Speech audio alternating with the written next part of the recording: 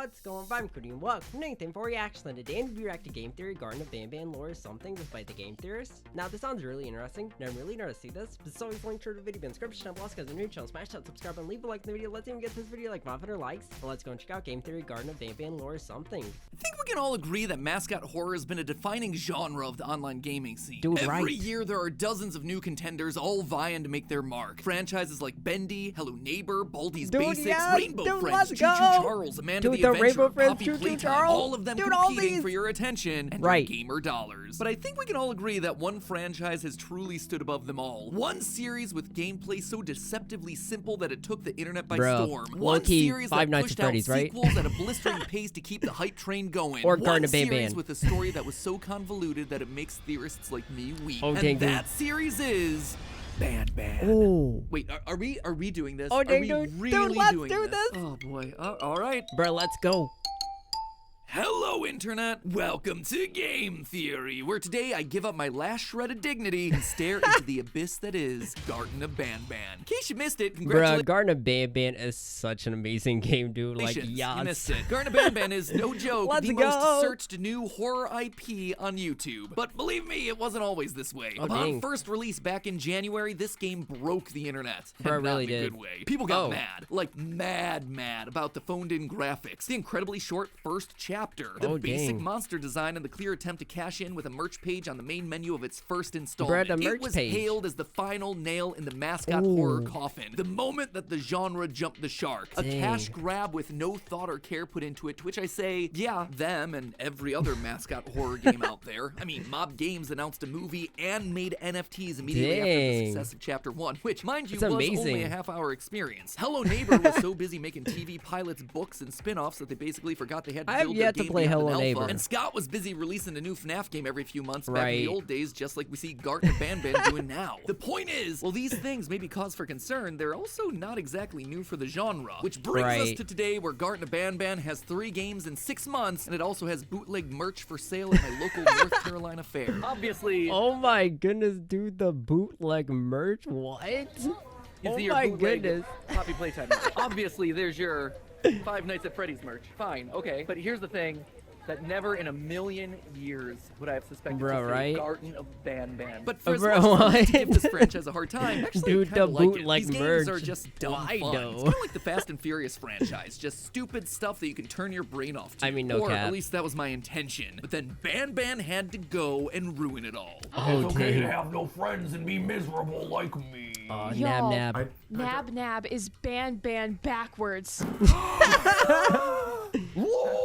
Bruh, that is next level IQ. Yup, Garten of BanBan went the full 9 yards and added lore. Dude, all the that lore is definitely there. I think I said it best in GT Live. If there are sharks to be jumped, I feel like Garten of BanBan has jumped all those sharks and continues to find new sharks to proceed and jump over. But shark or no shark, where there is lore, there is MatPat. And so, against my better judgment, I dove deep into the pancreas-chewing storyline of this game to unlock its secrets. And what I found there won't surprise you. No, I didn't misspeak. You heard me right. It won't surprise you. Stop me if you've heard this one. Evil corporation, science experiment gone wrong, inanimate objects come to life, dead kids, playtime facilities that break every OSHA code. Yep, it's like the IKEA instructions for building an indie horror game. So what does BanBan do differently to merit its own theory? Well, it takes the insanity meter and cranks it up to 11. Then takes the meter, puts it into a blender, grinds it up, and drinks it like a smoothie. Because for as much as I've seen a lot of this stuff before, I've also never seen anything like this before. Wow.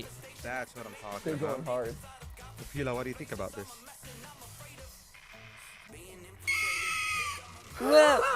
Oh!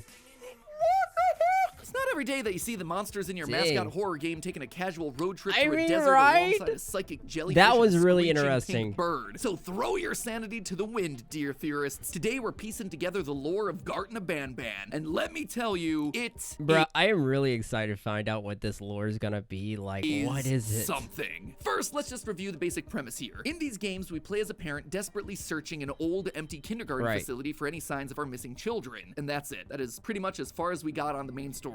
In each installment, we find a single note addressed to Mommy left by a nameless child and a girl named Claire, which means that we're pretty safe in assuming that these are our kids, but, you know, might not be. Through these letters, we also know that our children are fighting off monsters and that they're ultimately saved by a giant jellyfish. Other than that, bupkis, not a whole lot, which means that we have to make our way deeper into the facility where things are much less Sesame Street and much more back rooms. Yeah, as they're twisted terrifying. Versions of the kindergarten's mascots roam the repetitive maze-like halls. But who would have built a facility like this? And more importantly, why? The answer to those questions are hidden in Chapter 2. If you manage to find the red key card, you can actually go back into the building's medical center where a secret door leads to 3 lore notes. Notes that reveal the game's true villain, corporate greed. The first document is addressed to Dr. Uthman, the same name that we actually find on an airplane boarding pass in Chapter 1, Uthman Adam. In it, we learn that the company has been using a mysterious substance known as Jivanium to try and bring their mascots to life. Hold on. Bruh, dude, the game theories with all this lore, dude. Oh my god. I would have never known this. For inexplicable reasons. Mark that one off on your indie horror bingo card. This is amazing. As other lore notes reveal, Jivanium is basically a kind of blood alternative that's being injected into giant monster bodies that are made of a Play-Doh-like material. But as you'd expect, this method isn't without its side effects, mainly enlarging both the veins and body of the subject, exactly like we see with one of the designs of the mascots, Jumbo Josh. Side note to this one, kind of love how instead of just making cleaner looking models, they just made the bad textures part of the lore. Euphoric brothers over here playing 4D chess with game design. And while that side effect ends up being purely cosmetic, we're also told that any creature brought to life with Jivanium is in constant pain, leading to extremely hostile and nervous behavior. Not exactly something that you want for the things that are designed to be looking after young children at a kindergarten all day. Needless to say, Dr. Uthman's experiments haven't been going all that well. And that's a problem when they've promised to unveil their creatures as part of the kindergarten's big Bring a Friend Day. So they decide to push forward, desperately looking for ways to circumvent the violent effects of Jivanium by mixing it with human DNA. Yep, they skipped the animal trials and just jumped straight into the main events. The hope was— Bruh, dude, that is so sus. Oh my goodness, dude. That is like what nightmares are made of. The human genome would allow these creatures to have rational thought and parental instincts towards children. And who better to contribute their DNA than the good doctor himself, Uthman Adam? This experiment would lead to the creation of the one and only BanBan. At first glance, he seemed to be quite successful. He wasn't violent and was actually incredibly intelligent thanks to Uthman's DNA. Except, yet again, there was something— Bro, Loki like that huge smile on the side, dude, as he just pans out. That is so sus. Didn't account for. BanBan was too intelligent. BanBan believed that he was human, which meant that when he finally did— Bro, he had the next level IQ. BanBan was like super smart, almost like too smart, right? Contact with Dr. Uthman, it caused him to and go then into a deep depression. He's the one that does the experiments, right? They made a female equivalent, BanBalina, using the genomes of the one person that BanBan would speak to, Dr. Weverly Mason. But all this did was just make him less cooperative. This is so interesting. So overall, things aren't great at the kindergarten there, Bob. In one last-ditch effort to fix the problem, they lower BanBan's ability to self-think by dosing him with an updated Jivanium solution, which works a bit too well. Again, the higher levels of Jivanium cause him elevated pain, which turns him into a mindless beast. But of course, evil corporation gonna do what evil corporation gonna do. They push onward. Throughout the facility, we find a handful of other case reports where they try various other animal genomes. Spider DNA gives us Nab-Nab, snail DNA gives us Slow Celine, and a mix of flamingo and ostrich results in the fan favorite Opila bird.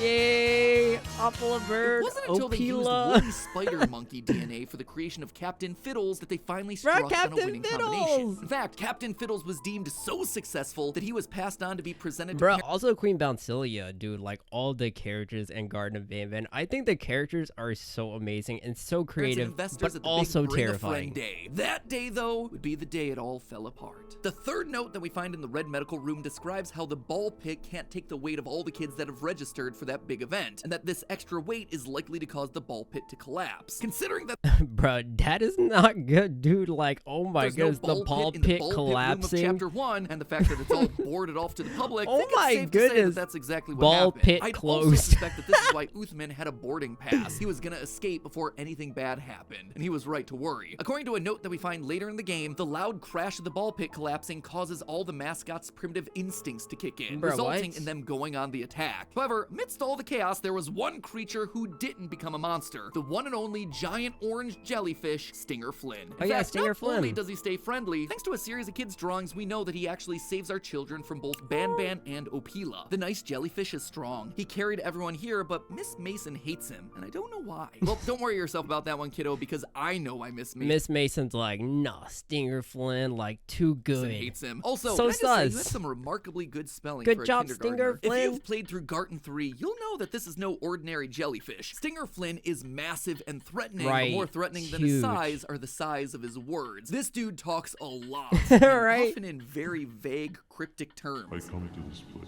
and then I am reminded that what I'm fighting for is worth all of this pain and suffering. One thing he's not vague about, though, is wanting us to get out, to leave our children Bro, it's like omniscient voice over here, dude. Extra sus and terrifying, but full of knowledge. behind. And when we refuse, he turns on us. The evil BanBan to kill us. He's able to do this thanks to the unique combination of genomes he's received. You see, Stinger Flynn is the only creation in the kindergarten to have received 2 genomes alongside the Givanium, human and Atlantic sea nettle. The case studies tell us that this led him to becoming more intelligent than all the other creatures, making him comfortable and aware with what he was. However, he's far from content with his current state. I already have more than enough subjects to move forward with my aspirations and my ultimate mental refinement.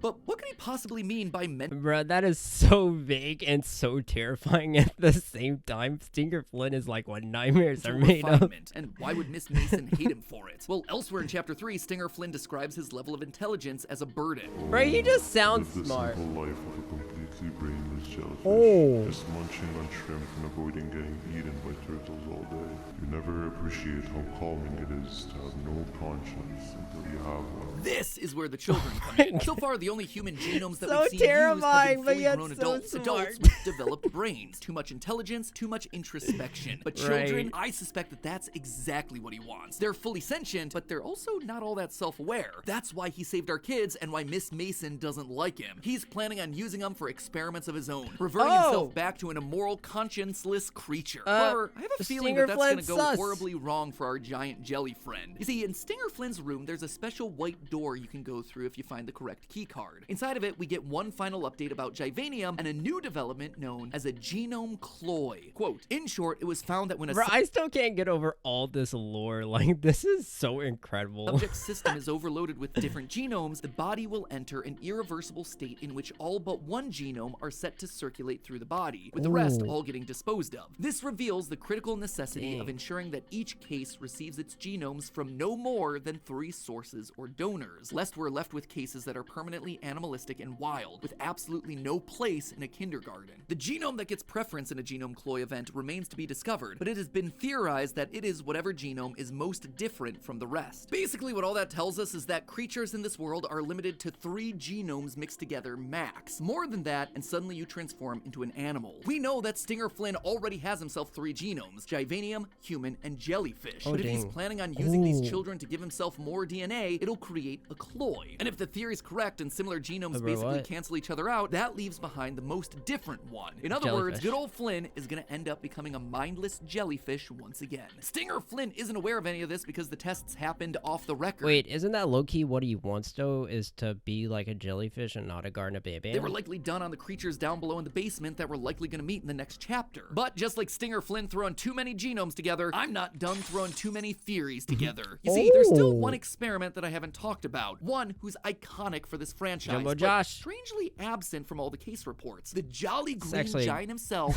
Jumbo Josh. If you look across the Bruh, the jolly green giant himself. I mean, no cap, dude. Like, he is a jolly, BanBan, early jolly green giant.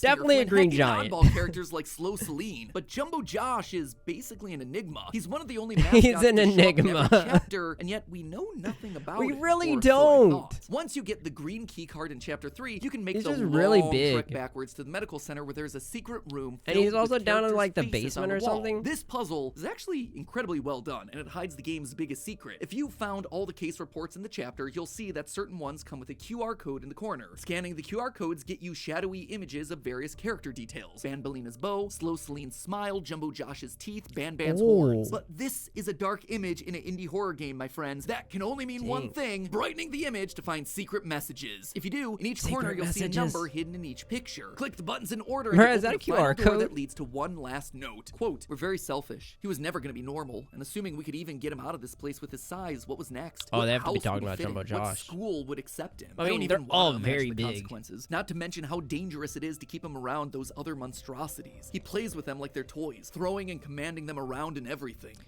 Yeah, that definitely sounds like Jumbo Josh right there. I mean, I feel like he's the only one that could be doing about that Jumbo stuff. Josh, a creature of immense size, strength, and with a grotesque So appearance. big. You also see him throw around the other monsters Oh at the my end of chapter 3 goodness. like toys. This is also Bro, I was about to say, he probably thinks the other Garten of BanBan creatures are just like toys, dude, because he's like so big and they're like not that we as hear big. about earlier in the chapter. During the Jumbo Josh minigame, Bambalina tells us that he thinks that we're dolls. Right. But why is this so important? What makes Jumbo Josh so different? Well, the end of the note gives us our best clue. Quote again, sometimes life denies you beautiful gifts. And we should have accepted that. But we're doing the right thing here, and I'm proud of us both. The only time I see language like being denied a beautiful gift, yeah, that's in reference to losing a child. Them not being able to have a child or a child dying prematurely. Either way, these parents lost the most precious thing they had, but they found their second chance through science experiments. That said, they aren't the scientists that we know already, Uthman and Weverly, because in letters from those guys, they talk about Jumbo Josh as the green guy, which doesn't really sound like a loving Embrace the green giant, the green guy. I mean, all of these are very great like representations and names for Jumbo Josh. parent. Instead, I suspect that these parents might be the ones who started the program in the first place, hiding behind the idea of bringing mascots to life, but their real goal was saving what they lost, bringing their dead child, Josh, back to life. Reincarnated dead kid. Come on, someone's gotta have a bingo at this point, right? But along with that note, there's also an audio file. If you play it, it summons Zulfius, a creepy giant worm thing that appears from the abyss at various points throughout the chapters. Basically, Sackboy crossed with Kingseeker Fran for all you Dark Souls fans. And when we encounter him, we see two simple words. Bro, that's terrifying. It's my belief that Zulfius is the parent that wrote that note. It's because of their hubris that our children are now missing. Their determination to bring back their child has now meant the loss of so many others. And that is why all they can do at this point is to say sorry. Bruh, dude, Loki, that is so terrifying. I would be trying to go the opposite way. I'd be like, nope, entered the wrong room. Parent. And I think maybe that's the most unique thing about this game that reuses so many indie looks like horror tropes. Thomas.exe or something. Finally acknowledging their mistakes and recognizing the wake of destruction that they've left. Am I right? Am I wrong? I guess we just gotta wait. It's basically what, every 24 horror hours game, before right? Garten of BanBan 4 drops, and then we can see what other sharks they found to jump. But hey, that's just a theory. A game theory. Thanks for watching. And don't forget that the fun doesn't have to stop here. Why not click the video on the left where you can watch me literally lose my sanity in real time as I play through chapter 3 of Garten of BanBan on GT Live. Let me tell you, it goes way off the rails. Or, you know, if you fancy a little bit more lore, you can always watch me break down the hidden lore inside Amanda the Adventurer. That video is on the right. As always, don't forget to subscribe so you're notified when that inevitable Garten of BanBan 4 theory drops. And as always, Bruh, I'm so excited and hype. Oh my goodness, that was really amazing and really interesting, dude. Like, the amount of lore and the amount of details I think was so amazing. Like, the game theorist with, like, all the logic and everything, I think that was really interesting. Like, oh my goodness, I feel like I learned so much about the Garten of BanBan in this, which I think was really incredible. Also, like, some of this was so sus as well, but I absolutely just, like, so loved that. And that was, like, so amazing, so incredible, and just, like, so fantastic. What would you guys about game theory, Garten of BanBan lore, or something? Let me know in the comment section. Also, click that bell to turn notifications. But as always, guys, thanks so much for watching. I really do appreciate it. If you guys enjoyed the video, as always, guys, I'll catch you in the next reaction video.